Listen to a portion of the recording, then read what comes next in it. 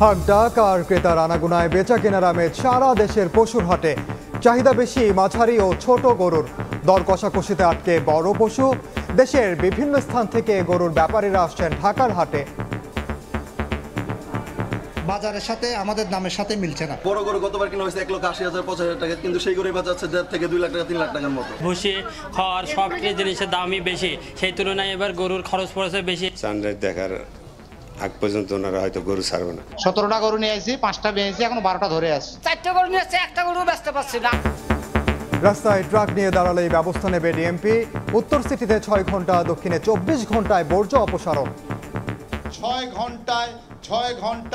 6 ঘন্টায় আমি বর্জ্য পরিষ্কার করবো ইনশাল্লাহ। যেই গরুর গাড়ির সামনে যেই হাটের নাম লেখা থাকবে সেই গরুর গাড়িকে আমরা সেই হাটে ডাইরেক্ট করব। 35,000 মানুষের জন্য প্রস্তুত জাতীয় ঈদগাহ ময়দান। দেখছিলেন প্রধান শিরোনাম। সন্ধ্যার সময় সঙ্গে আছি আমি ওমর ইনান। এবার অন্যান্য শীর্ষ সংবাদ। একটা সভ্য দেশে কেন এরকম হতে যাবে? কেন একজন নাগরিককে খাঁচার ভেতরে পশুর মতো দাঁড়িয়ে থাকতে হবে? শ্রমিকের অর্থ আত্মসাৎ মামলায় ডক্টর ইউনূসের বিচার শুরু। স্বেচ্ছায় লোহার খাঁচায় ঢুকে হয়রানির অভিযোগ নোবেল জয়ীর। বক্তব্য অসত্য বলছেন আইনমন্ত্রী। টাকা লেনদেন সহ চাপ সৃষ্টির অভিযোগ নিয়ে স্বরাষ্ট্রমন্ত্রীর কাছে মেয়ে ডরিন। বান্দরবান, ঢাকা ও নারায়ণগঞ্জের বেনজিরের সম্পত্তি জব্দের নির্দেশ।